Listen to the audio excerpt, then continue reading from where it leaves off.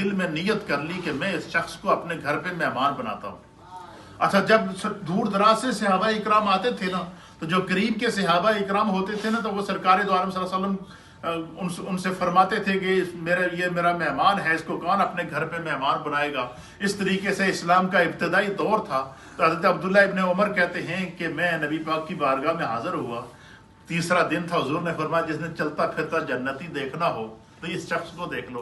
آپ کہتے ہیں کہ نبی علیہ السلام کے سامنے حاضر ہوا، میں نے عرض کیا یا رسول اللہ، یا حبیب اللہ، میرے ماں باپ آپ پر قربان ہو جائیں، اس شخص کو میں اپنا مہمان بنانا چاہتا ہوں۔ کیا کرنا چاہتا ہوں؟ اور 3 دن تک میں ان کو اپنے پاس ٹھہرانا چاہتا ہوں۔ تو حضرت عبداللہ ابن عمر کہتے ہیں کہ میری نیت کیا تھی؟ میری نیت یہ تھی کہ یہ کتنا خوش قسمت شخص ہے کہ 3 دن سے حضور فرما رہے ہیں کہ جس نے چلتا پھرتا جنتی دیکھنا ہو یہ دیکھ لو۔ آپ فرماتے ہیں میں اس نیت سے اس کو مہمان بنانے کا میں نے سوچا کہ میں دیکھوں تو صحیح کہ یہ عمل کون سا کرتا ہے، اس کی وہ کون سی ادا ہے جس کو اللہ بھی خوش ہے اور اس کا رسول بھی خوش ہے۔ کہتے ہیں میں ان کو اپنے گھر لے گیا، میں نے ان کی مہمان نوازی کی۔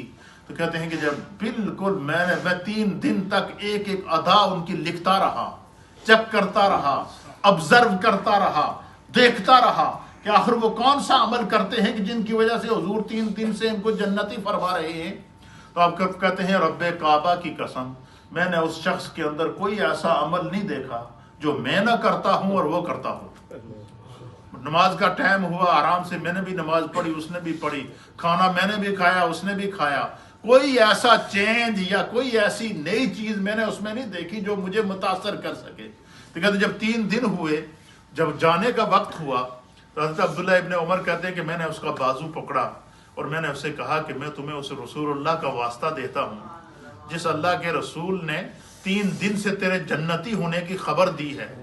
تو بتا، میں 3 دن سے تجھے دیکھ رہا ہوں، تجھے آبزرو کر رہا ہوں، اور اس نیت سے کہ آخر تو کون سا عمل کرتا ہے، تو میرے علم میں کوئی ایسی نئی بات نہیں آئی کہ جو میں کرتا ہوں اور تو نہ کرتا ہو، یا تو کرتا ہو تو میں نہ کرتا ہوں، کوئی نئی بات میرے نظر نہیں آئی۔ 10 وجہ کی ہے؟ اس نے کہا جی اور تو کوئی بات نہیں، میں تو گناہگار سا بندہ ہوں، لیکن اتنی بات ہے کہ ہر روز رات کو سونے سے پہلے جب میں بیڈ پر جاتا ہوں، بستر پر جاتا ہوں سونے کے لیے، تو سونے سے پہلے میں اللہ سے سچی توبہ کر کے اپنے دل کو ہر مسلمان بھائی اور ہر مسلمان بہن سے کے لیے کینے سے، بغض سے، حسد سے صاف کر کے اپنے دل کو سوتا ہوں۔ حضرت عبداللہ ابن عمر کہتے ہیں تیری یہی وجہ ہے، تیری یہی ادا ہے کہ جس کی وجہ سے خدا نے تیری کیا کر دی ہے، تجھے جنتی ہونے کا سرٹیفکیٹ دیا اور مصطفیٰ نے اس کا اعلان کیا ہے۔ تو نبی علیہ الصلوۃ والسلام نے کیا فرمایا کہ اچھا وہ شخص 3 دن حضور نے اس کو جنتی ہونے کی خبر کیوں دی؟ وہ دل، اس کا دل کینے سے پاک تھا، اس کا دل حسد سے پاک تھا، اس کا دل بغض سے پاک تھا، اس کے دل کے اندر کسی کے خلاف نفرت نہیں تھی، اس کے دل کے اندر کسی کے خلاف بغض اور حسد نہیں تھا۔ اور حضور علیہ الصلوۃ والسلام نے فرمایا کہ یہ چلتا پھرتا دنیا میں جنتی ہے۔ نبی علیہ الصلوۃ والسلام نے اس حدیث کے اندر فرمایا، حضور نے فرمایا شب بارات کو بڑے سے بڑے گناہگار کی بخشش ہوگی، لیکن جس کا دل صاف نہیں ہے، جب تک اس کا دل صاف نہیں ہوگا بخشش نہیں ہوگی۔ جس کے دل میں کینہ ہے، جب تک اس کینے کو دور نہیں کرے گا بخشش نہیں ہوگی۔ جب تک اس دل کے اندر جو ہے وہ حسد کو دور نہیں کرے گا، شب برات کو بھی اس کی بخشش نہیں ہوگی۔ اور سرکار دو عالم صلی اللہ تعالیٰ علیہ وآلہ وسلم نے فرمایا، پھر کیا فرمایا؟ حضور نے فرمایا دوسرا شخص کون سا ہے؟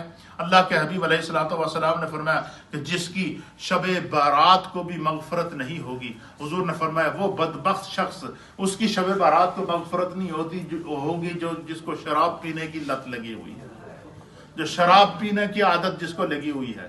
حضور نے فرمایا جب تک وہ شراب کو نہیں چھوڑے گا اور سچی توبہ نہیں کرے گا، اپنے رب سے وعدہ نہیں کرے گا کہ آج کے بعد میں نے شراب کو منہ نہیں لگانا ہے، فرمایا شب بارات کو بڑے سے بڑے گناہگار کی بخشش ہو جائے گی۔ اس گناہگار کی بھی بخشش ہو جائے گی جس کے گناہ سمندر کی جھاگ کے برابر ہوں، اس گناہگار کی بھی بخشش ہو جائے گی جس کے گناہ ریت کے ذروں کے برابر ہو، اس گناہگار کی بھی بخشش ہو جائے گی جس کے گناہ بارش کے قطروں کے برابر ہوں۔ لیکن اس شخص کی بخشش نہیں ہوگی جو مسلمان کہلاتا ہے اور منہ میں شراب کی بوتل لگائی ہوئی ہے۔